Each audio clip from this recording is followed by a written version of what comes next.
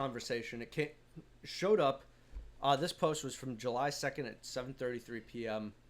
This blew up, but right before everyone took off. So I'm gonna describe what happened. So basically, Carolyn Levitt and I hope I'm pronouncing her name, and Waters, Mr. Fox News Irrelevant, they kind of had a mental health moment. They kind of became a little retarded, and we're all worse off for it. That's the summary. If you want to hear more about this, hit that like button, hit that follow button, smash those buttons, smash all those subscribe buttons until your fingers hurt. This story here, we got Waters. Some of these kids have never had real jobs and are complaining things are expensive. Things are expensive when you don't have a real job. Do you think that's getting traction? Complaining?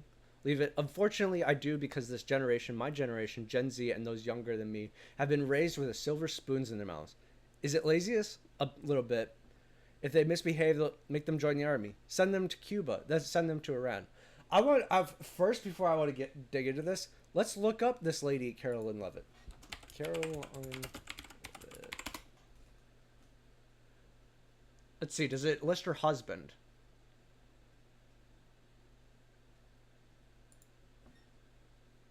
Spouse Nicholas Riccio. So it doesn't link him, but the dude's like old as hell.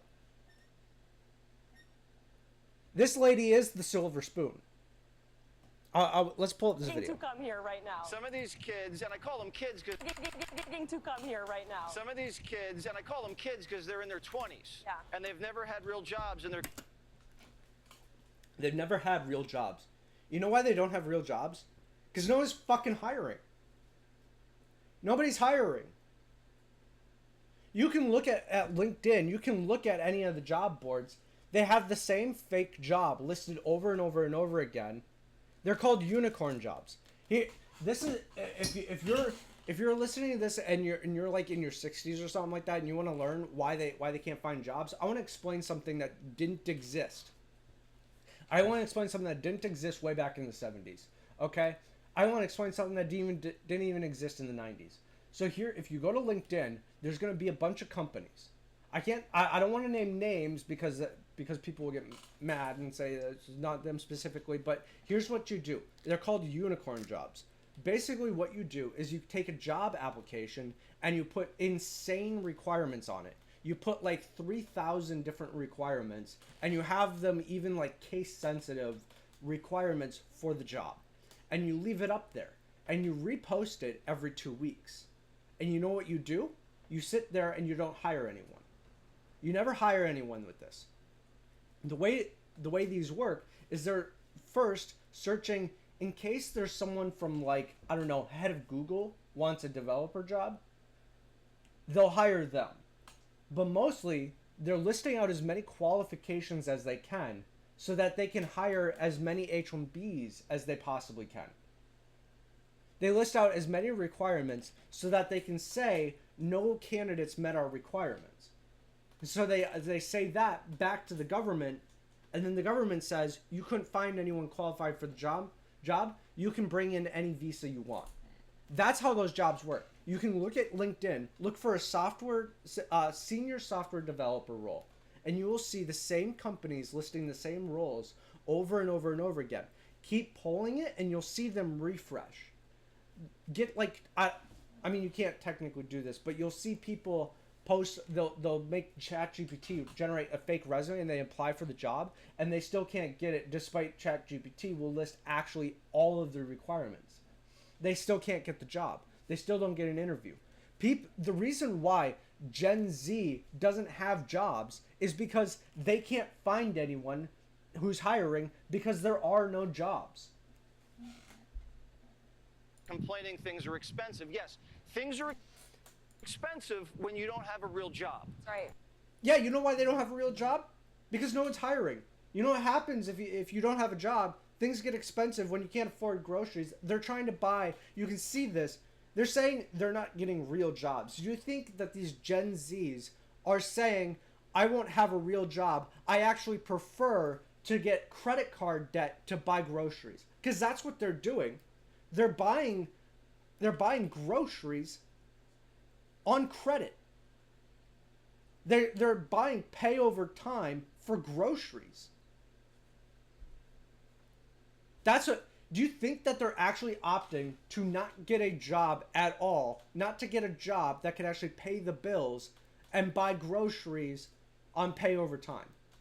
Does this dude genuinely think that's what's happening? Do you think that's getting traction? Complaining? Yes, it's actually getting traction. You can look at the numbers. Like, we can't even get through like a 3 second without him saying something retarded. Dude, yeah, it is getting a lot of traction. Nick Fuentes is really popular. People like the Joker waffin dude, they're getting a lot of traction. The reason why they're getting a lot of traction is because the complaints are very relatable. They're saying, hey, we've got so many immigrants in our country, we can't pay our own bills. And you know who that's relatable to? You know who wants to actually hear that? People who can't pay their bills. People who can't pay their bills find people who complain about not being able to pay their bills relatable. Duh. Yeah, it's gaining a lot of traction. Complaining's gaining a lot of traction. It's amazing that these people live in a world where they think people complaining about the same problems is somehow not relatable, while simultaneously on a show complaining about the younger generation. He's complaining to boomers, saying that complaining doesn't gain traction. Why are you here? Unfortunately, I do, because this generation, my generation, I hate to say it, Gen Z and those younger than me have been raised with just silver spoons in their mouth, just getting everything handed to them. That's not the values this country was built on. It was. Yeah, silver spoons in our mouths. You know what we ate growing up? I've got another article lined up. I'm gonna talk about the same thing. You know how I grew up? Beef, ground beef, and rice. We ate it several times a week. You know why? It costed at the time $1 for the ground beef, $1 for the rice. And we could feed ourselves for a week for about $5. You know why we're doing that? Because we were dirt poor. There are points where we wore jackets indoors in the Minnesota winter because we couldn't afford to keep the heat on that much. Like, these people, they're calling us silver spoons. You want to know how to heat a house when you're dirt poor? You leave the oven door open, you turn the oven on. That's how people heated their house. When I was born, the entire house was heated by space heaters. Because she couldn't afford to pay a heating bill. They want to convince you that you live with a silver spoon in your mouth, as they bought houses at 22 and you're living in an apartment with 5 other people. That's what they want to convince you is a silver spoon in your mouth. She actually wants you to believe that you're sitting there raised with silver spoons in your mouth as you live in an apartment with 5 other people. If you lived with a silver spoon in your mouth, your parents would be able to line you up a good job, couldn't they? I'm just saying. If you're really that well off that you're born with a silver spoon in your mouth, mommy and daddy could come to the rescue. But instead, you're living in an apartment with several other people. Is this really what they want me to think? Built on meritocracy and hard work, pulling up your sleeves, pulling yourself up from your bootstraps, and achieving the American dream. And for H-1Bs, you can pull yourself up by your bootstraps by a bunch of when you're an H-1B worker. Yeah. You know why they can do that? Because the jobs are going to the H-1B. we need to protect it with all we got. Is it laziness? A little bit. Is it because the professors said country's corrupt, it's evil, and we just need to shake them down and hand money out? It's laziness and it's the liberal indoctrination. You bring up a great point about our education system. However, I will say a silver lining, so many parents that I talk to across the country. Dude, here's something that needs to be understood about indoctrination. If you go to someone who spends all days outdoor in the sun and you try to convince them that the sky is red, they're gonna call you a retarded. They're gonna say you're retarded beyond belief. No, that's obviously not true. Just look up. The only people that you could convince the sky is red is the people who've never seen the sky. The reason why the indoctrination's working is because they're pulling up real problems. You can't go to these kids in college and say embrace communism when all the kids in the college are like multimillionaires and owning a business. The indoctrination works because they go to a bunch of kids who have no futures and they tell them burn the system down and you'll have a future. That's why the indoctrination's happening. But no, they just want to ignore this. Are homeschooling, are turning to private education, are turning towards Christian schools across the country because they don't want their children being taught these communist and liberal ideas slammed down their throat. It's why President Trump in the White House has advocated so strongly for school choice across the country. We want kids to be taught to love our country. They should. It is the greatest country in the history of the world. All right. Donald Trump raised the number of H-1Bs. I'm just like, you can't maintain all these ideas at the same time. They're saying that Donald Trump thinks it's the greatest country in the world and he's fixing all the problems.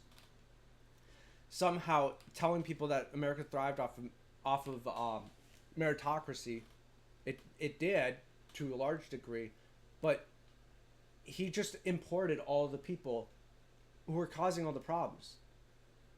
These communists are going crazy because they don't have futures. They don't see any future in sight. That's why they're going out and yelling in the streets, because they don't feel like they have a future. What does Donald Trump do about it? Imports more H-1Bs. These people live in a world that hasn't existed for decades. And they're telling you what you should think in the modern age. In the modern age, people from overseas have massive networks where they can exploit our immigration system to get into the United States and take jobs from Americans. These are problems that didn't exist in the 1990s, in these 1970s. These people live trapped in like a bubble from several decades ago. And now they're telling you you're born with a silver spoon in your mouth.